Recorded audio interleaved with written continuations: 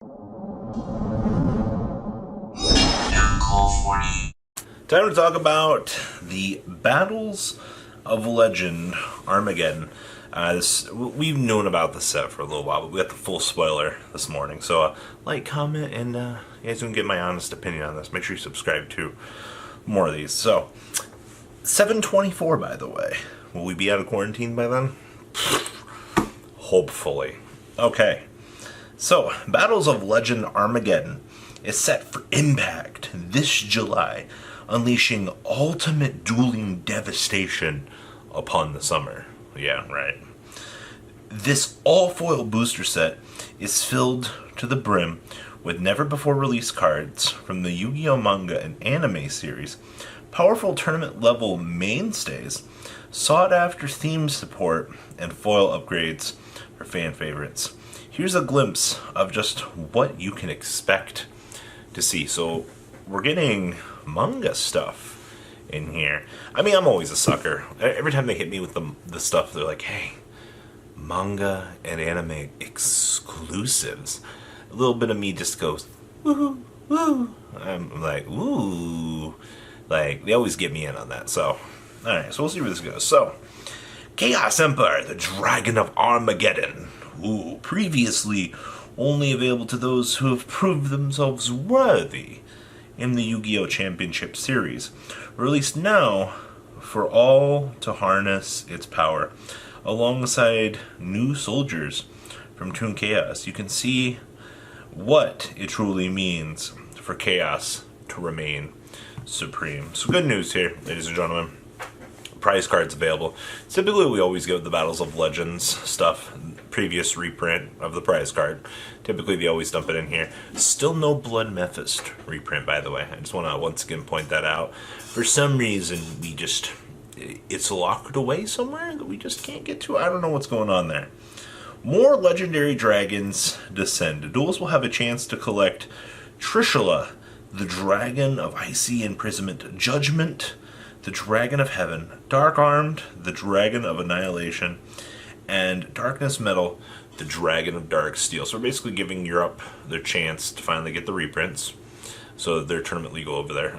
These were the final 4 cards from Shonen Jump, and they finally are getting their reprints. So that's good news there. In an incredible discovery, Jim's Crocodile Cook's fossil cards from the Yu-Gi-Oh! GX have been unearthed.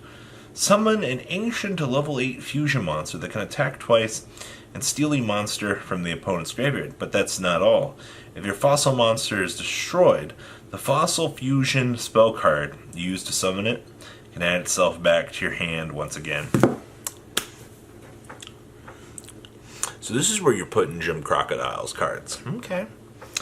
Well, our first initial question mark that we were going to have for this set was what reprints or what cool stuff we can get. Because last year we got the Battle Wasp in the Battles of Legend. You guys saw how those turned out. But there's a lot of hope for Jim Crocodile's cards.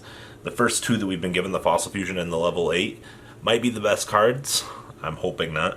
I'm hoping that they're going to really expand on this archetype. Because, I mean, you can only disappoint me so much here. So, we'll see how that goes. Another shot at tournament powerhouses like Artifact, Sanctum, and Chimera Megafleet. Megafleet doesn't need another reprint, but okay, Sanctum does, though. Themed support like Medolce Angeli and Black Whirlwind, and foil upgrades to fan favorites like Mecha Phantom Beast O-Lion and the Dragon Buster, the Destruction Sword. Each pack contains 5 cards, 4 ultras, and 1 secret rare. Alright. Well, this explains why they didn't touch the Dragon Buster Sword on the ban list. That was the biggest other complaint that I heard. I had to think about how to phrase that. A lot of people were like, well, the Dragon Buster lock is ridiculous, alright? Being able to equip the sword from your deck? Yeah, I get it, alright? I'm not going to be the first one to tell you that not seeing the sword and not seeing the Mist Valley Thunderbird loop on the ban list were both interesting to me. Now, Only Pure Simorgh has a good chance now of pulling off the loop because we just took care of Lunalight. So, in terms of product design, foil upgrading the sword, I mean, okay, so playing the sword in a deck outside of Buster Blader, I get it. It's not the best in terms of optimal strategy. You're basically playing a Garnet in your deck, or Totem Tumborg, whatever you want to refer to your brick as. Alright, so heads up there that you are going to be playing a brick. Okay, so there's that. Now, I guess we can't... I had to think about this for a second, because I was like, they said O-Lion, and I was like, well, Jet Synchron could use an upgrade. And I was like, well, Jet Synchron's got two commons and a super at this point. Like, I guess we could upgrade it to an ultra rare. But most people are looking at O-Lion as going to be, your primary token generator for Holly Fibrax.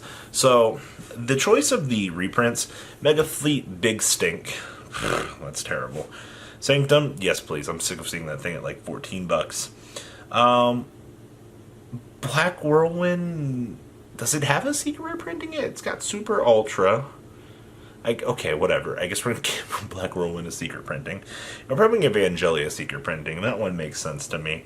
But Dragon Buster, think about it. The sword as either a hot ultra or a hot secret rare. I'd like to see O-Lion as a secret rare. Hopefully. I'll be honest with you, like, that there's some cool potential there. Now, the fact that they specifically said that this is where they're dropping Jim Crocodile's cards, I don't think we're getting Merrick support in here. The stuff that the Metal God Reflux line, that's probably going to be its own pack in August. Give it time, we'll get there. Now, the 4 reprints for Europe, I mean, that's just mandatory. They got to dump them somewhere.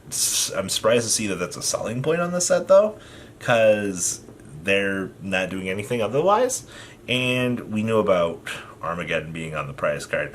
The only other thing of interest here is we're getting more cards from manga and anime, but not specifically listed in the selling points. The only thing we've got listed in the selling point, literally, is Jim Crocodile's fossil cards. And if the rest of this support ends up being as awful as the Battle Wasp, I'm going to be really disappointed. Now, you guys know, ever since I saw the fossil cards, I was like, ooh, candy! This is good. Also expect a Fossil Dino reprint in here. Fossil Dino was originally a card that I believe was played by Mr. Crocodile. It is a fossil card in terms of its name, so do not be surprised to see Fossil Dino not turning its head in here from the prehistoric age. That should be a given right now. Now, the rest of Jim Crocodile's cards, the only thing we know so far is the one that takes a level 7 or higher to use from your opponent's graveyard. We are missing a lot. Alright, Jim Crocodile's whole archetype has a lot of stuff. And that's why I bring up the point of, I really hope what they're doing for the first wave of support isn't it. Because that's going to be really discouraging, considering he had 3 different ones for machines, 3 different ones for warriors, and then we had 3 different ones for some other archetype. I can't remember what it was, but they're trying to diversify them and make them more generic as, current Yu-Gi-Oh! Is. And the thing is, you still have to fuse from the graveyard for Fossil Fusion. It's not like Invocation that you can just activate it and use from the field. No, it's strictly graveyard for this. So that's the interesting thing. It's going to be a later version of the archetype. Now, all of this recent support with rocks, Gem Knights, Adamantia, and Jim Cook's fossil cards. There's an interesting level of synergy between the 3 so far. And I'm going to be curious to see what we can actually kind of incorporate off of these, because I know somebody's thinking of something crazy that you can just smash all 3 archetypes into. I don't think it's going to be good, because that's a lot of dedicated extra space. Think about that. That extra deck is going to be the tightest thing in the universe for things. So, outside of that, brainstorming. The set is a hard pass from me, even though I want Jim Crocodile Cook's fossil cards. Just because I want them. They'll probably be cheap. like the Battle Wasp stuff. So outside of that, set doesn't really entice me all that much. Cool foil upgrades, but hard pass for me for now. We'll see if that changes, but you know, that's just kind of how things go from now. So guys, what do you think? Please have gone down below to what you guys think about the set. I'll catch you guys on the flip side. Peace out. The ride never truly ends. Thank you, patrons, for helping support the channel. Without you guys, I don't know if I'd still be doing this.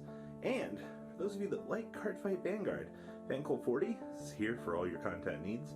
And those of you asking if I sell cards, mcoolgames.com for all your trading card game needs. Check the description for more interesting info. Thanks for watching, guys.